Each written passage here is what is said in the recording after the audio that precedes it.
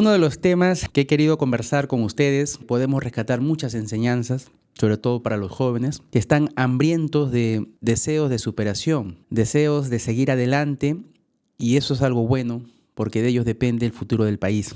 Y la de sus familias también, por consiguiente. Los trans. El presidente actual electo para el periodo del año que viene, dado que las elecciones se han realizado ahora este último mes, y han dado ganador a Donald Trump. Y eso hace de que la dinastía Trump, que ya son 3 generaciones, desde que en 1885 el primer Trump, el abuelo de Donald Trump, Frederick Trump, llegó a tierras americanas, a Estados Unidos, producto de una migración de Alemania, desde Alemania. Manifiesta de que vivía en un pequeñito pueblo de Alemania en una situación de pobreza. Su madre tenía 5 hermanos, su padre había fallecido, ¿no? Y él asumía la carga familiar. Él, de manera espontánea, sin viendo la situación que vivía su madre y la dificultad que tenía en alimentar a sus hermanos, deja una carta, ¿no?, sin avisar a nadie, en la cual decía de que se iba a nuevas tierras, en este caso a Norteamérica, dado que en esas épocas el tránsito, la migración hacia Estados Unidos era muy amplia. Todo el mundo quería hacer en ese entonces el sueño americano. Estados Unidos en esas épocas vivía un auge de crecimiento económico y había mucho trabajo. Muchas personas que llegaban a Estados Unidos en esas fechas se volvían ricos, millonarios. Entonces él, intrépido y joven, el abuelo de Donald Trump, decide partir solamente dejando una carta a su madre. Se llevó, manifiestan, algo lo equivalente al actual $50, y se compró un pasaje de embarco, que en ese entonces es la manera como viajar, y de Alemania partió hacia Estados Unidos.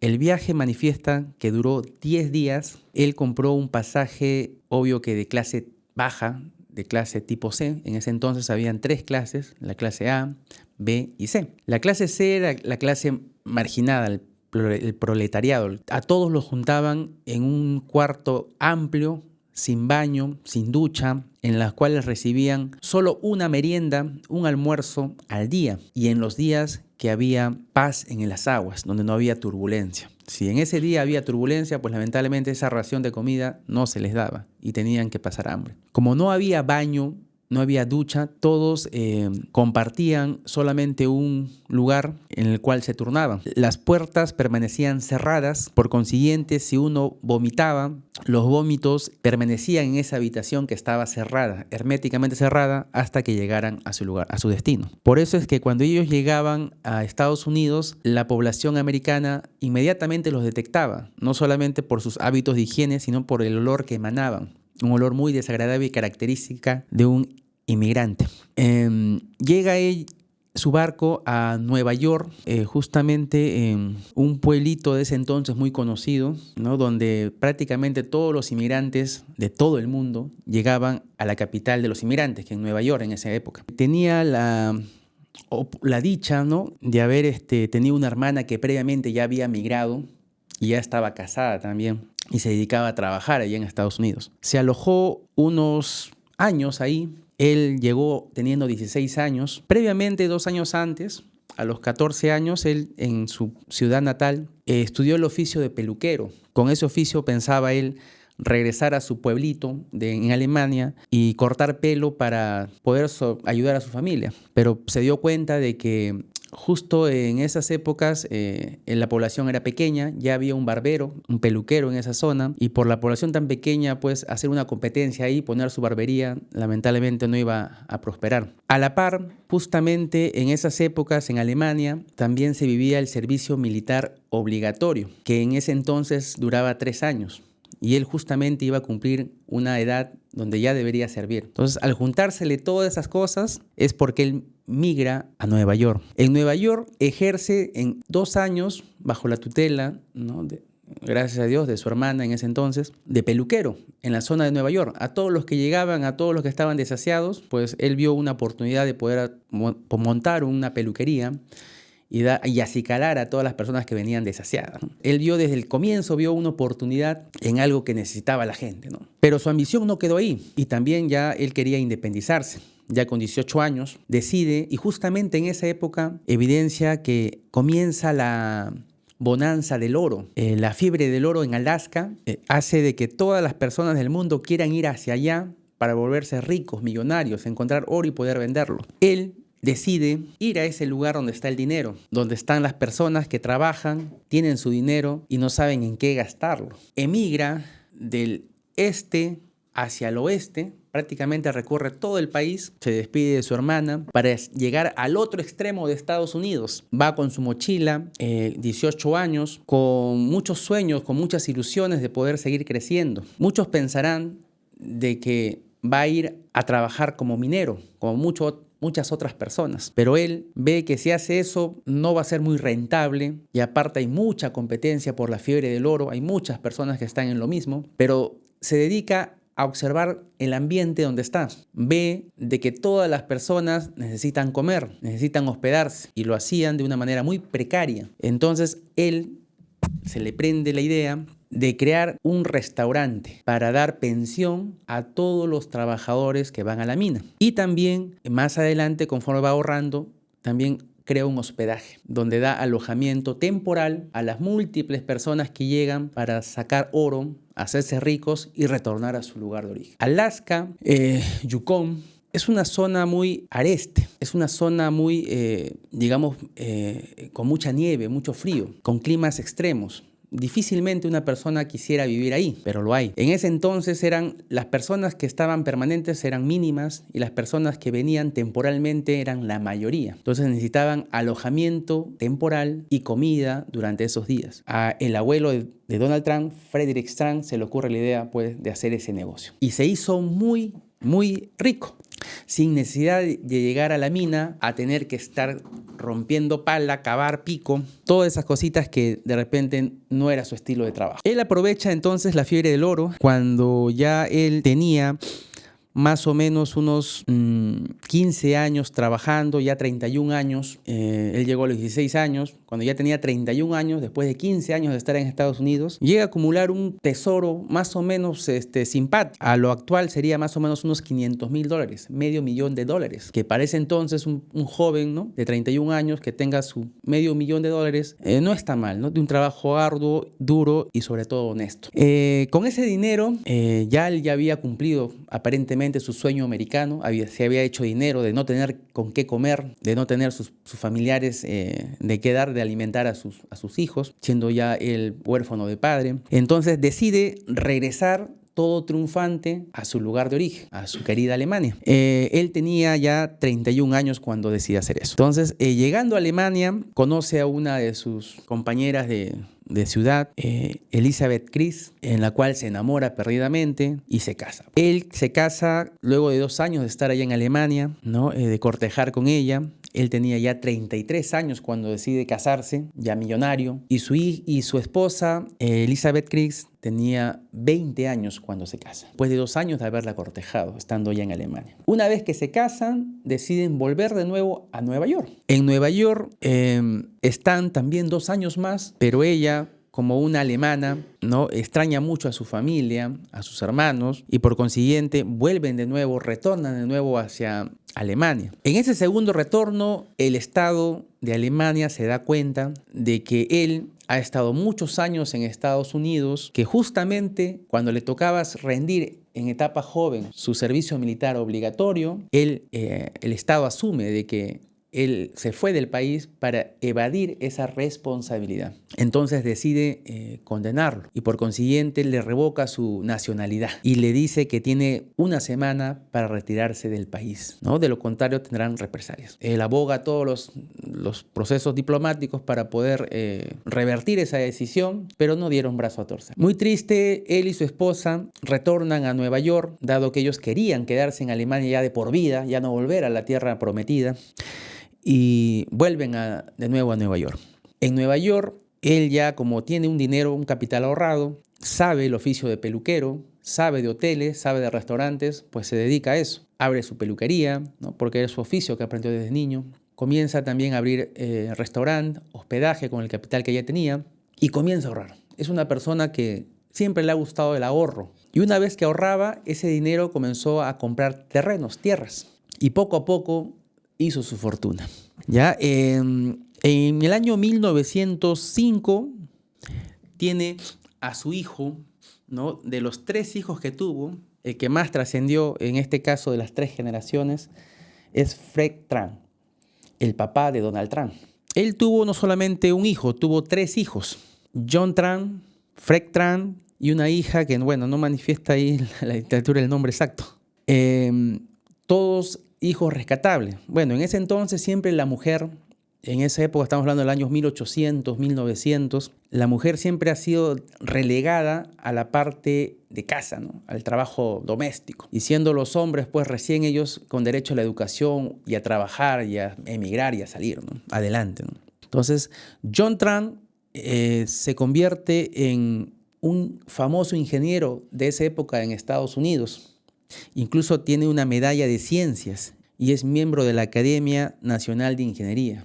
Por consiguiente, Frederick Trump, el abuelo de Donald Trump, pues siempre les inculcó que tienen que ser mejores a sus hijos. Entonces, a uno de ellos el estudio, a Fred Trump los negocios. Y a la hija, bueno, no hay muchos datos de ella, pero me imagino por la época, ¿no? Dedicarse principalmente a las labores del hogar. Fred Trump, joven aún, a los 49 años, fallece, producto de una gripe que azotó todo el mundo, una pandemia de gripes, la gripe española, ¿no? de 1918, donde manifiesta de que esa gripe mató millones de personas, incluso más que la Primera Guerra Mundial. En la Primera Guerra Mundial manifiestan de que fallecieron alrededor de 15 a 30 millones de personas producto de la Primera Guerra Mundial, y de la gripe española más o menos de entre 50 y 100 millones de personas.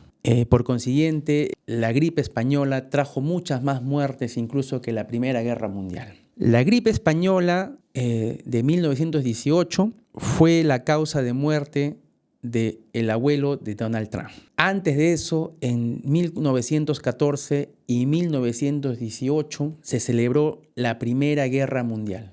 Y justo al término de la Primera Guerra Mundial, pues aparece esta gripe donde mata cerca de 500.000 de personas en Estados Unidos, y sobre todo jóvenes y varones.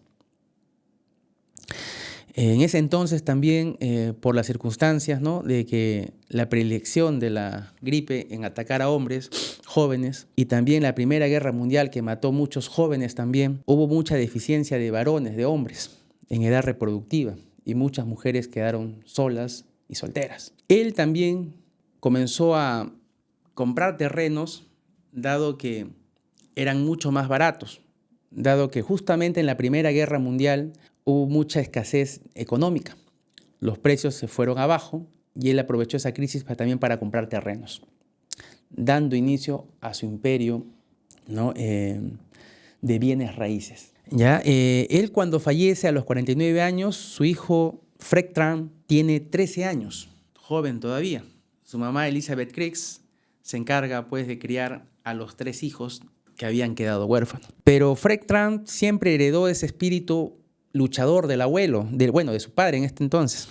Fred Trump nació en 1905 y falleció en 1999 con 93 años. Cuando tenía 17 años, su espíritu emprendedor le hizo formar una empresa junto con su madre. Como todavía era menor de edad, creó una empresa inmobiliaria, ya que veía los terrenos que había heredado de su padre, y decidió pues seguir ese camino de bienes raíces. La empresa Chris Trump, hecha por su madre y él, comienza a comprar más terrenos y venderlos dentro de la localidad de Nueva York donde vivían y alrededores. Luego se fue a otros estados a seguir comprando y bueno, ya se imaginan todo el dinero que amasó. Él también aprovechó 2 circunstancias muy especiales. La primera crisis de 1929, o también llamada la Gran Depresión, donde la bolsa de valores de Nueva York pues, se desploma. Producto de la Primera Guerra Mundial, prácticamente toda Europa queda endeudada y los gringos, los americanos, prestan dinero hasta más no poder, pensando pues